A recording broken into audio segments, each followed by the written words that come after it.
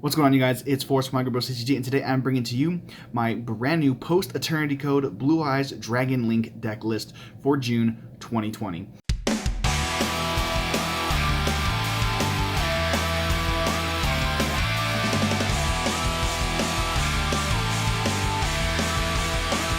It's time to duel! Alrighty, starting with the monsters, we have 3 of the Big Hoss himself. Now this is Dragon Link, so the ratios are going to be a lot different than you'll see in my normal Blue Eyes videos. So we have 3 Blue Eyes White Dragon, 1 Alternative, Triple Sage, 2 Stone of Legend, and 1 Ancients. And that is it for the Blue Eyes oriented monster cards. And the reason I am using this ratio right here that I found is the Stone of Legends turbo this guy to my hand, so I can use him for my combos, and you really want to be seeing these tuners as much as possible with the needle fiber plays, and Sage helps you tutor that out as consistently as possible. Now we're playing Dragon Link. You can't play Dragon Link without running a nice rocket engine. So we're running Tracer, Silver, and Auto, 1 Rocket Synchron, and 1 Absolouter.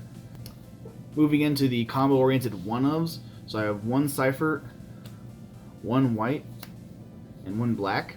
And the reason I'm going with this is, I only own 1 Starlead Cypher, and if I own more, I'd probably run this guy at least at 2. But for how I built this specific build, this works.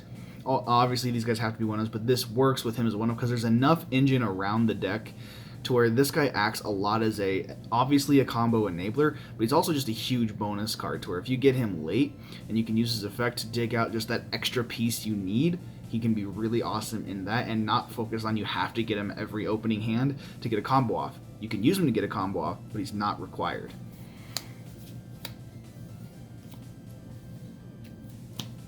Moving on to more extenders. Obviously, we're going to keep using 1 Nebula and 1 Galactic Spiral. I use this guy a lot more than I use Nebula in this build, but Nebula is nice on the off chance you do open a brick and you can get to him. You can still get your rank 8 plays on board, or maybe even some other just combo-centric plays just because he can get you the 2 level 8s.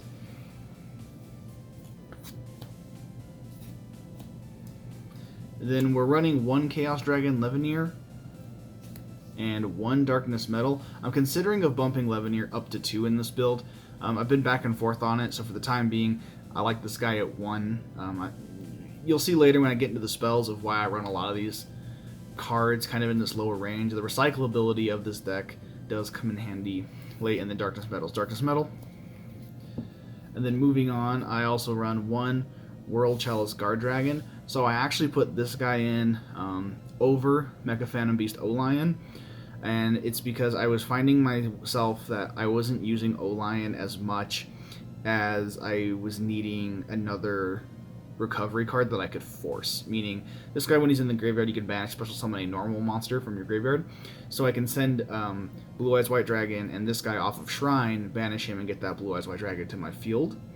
And I found having that access to that when I need it is a lot more useful than needing the O-Line, considering that I have so many other tuners in the deck that I can get out with Needle Fiber, including what you'll see later on in this video of Jet Synchron. And he's got a protection effect for your linked monsters, or linked monsters. That's always nice. And then new card from Eternity Code Parallel Exceed. This guy's nuts. I mean, I think he's gonna become a staple in most decks. If you link summon, you get 2 of them. They become level 4s, and they're level 8s. So I mean, you can also, if you want, if you really need to, you could trade in, but this guy's in my hand. I mean, I've always gotten him out. Reason I run him at 2 is because I just don't need 3. Noctivision Dragon, he's also out of Eternity Code. This guy's pretty cool. If you special summon a Dark Dragon monster to your field, you can special summon this guy, and if he's used as a link material and sent to the graveyard, you can draw 1 card. So he's awesome, and he's level 7, so we have synergy to get some of your extra deck stuff out. And then a nice little needle fiber target is Jet Synchron. I use this guy so much in this deck. I mean, he enables everything. It's awesome. And then 1 Dragon Buster Destruction Sword. And that is the entire monster lineup for the main deck. This main deck is a little bit bigger than I normally go. We're rocking 45 card main deck, which is bigger than a lot of the other builds you see. Moving on to spells, keeping it always with 3 Melody. I focused more on the enabling spells more than the extensions, because I wanted my spells that were going to be doing the most for me. So 3 Melody and 3 Quick Launch, and those are the only 3 ups for spells. 2 Dragon Shrine,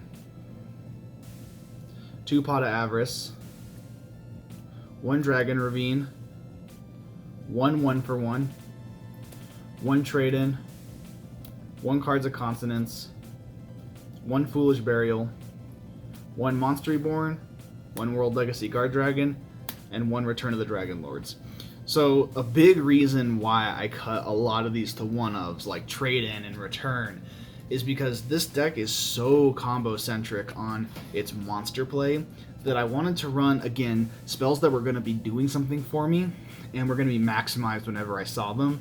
And having my recovery spells just being Reborn, Guard Dragon, and Return, it basically means that Reborn's almost always going to be live, Guard Dragon's almost always going to be live, and Guard Dragon can also enable my combos for me. And then Return just serves as protection, so even if I don't have anything that I can return, I can usually get it to the graveyard to just add that extra layer. So we're going to look into the extra deck.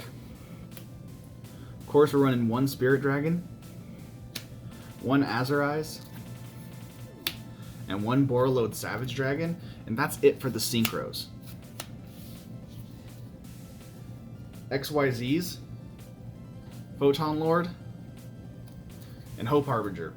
Now the reason I'm doing this as opposed to any heavy of the Galaxy package or Draglubion is because A, I needed extra deck space to make everything else fit, number 1. And number 2 is I wanted to make sure that I could play against Nibiru and not rely on getting like Appaloosa out as fast as possible.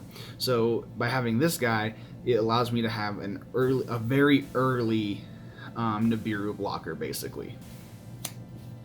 And then Hope Harbinger's Hope Harbinger, y'all. I mean, shouldn't have to explain Hope Harbinger to y'all at this point. So links, 1 Link Karibo, this guy's awesome. I use him a lot as my combo starter. And then the Guard Dragons, Elpie, and Pisty. And that's it for the Link 1s. Link 2s. So obviously we've got the main guy. We got Needle Fiber, Romulus, Hieratic Seal, and Union Carrier. Now, if you're not familiar with these guys, he gets a card off the field. This guy's an awesome combo starter. I use Romulus and Needle Fiber as my 2 main combo starters for this deck. Just depends on what I open. And then obviously Union Carrier gets you the Buster Sword play. And then finally, 1 Appaloosa, because it's Appaloosa, gotta get those negates.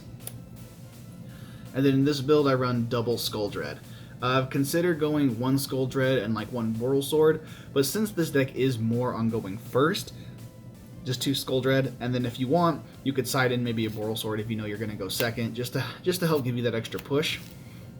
So guys, let me know in the comment section what you down below. Let me know if you want a combo video for this deck. And then yeah, like, share, and subscribe. Follow me on Twitch, follow the Patreon, all that good stuff. Appreciate you guys checking the video out, and I'll see you next time. It's time to duel!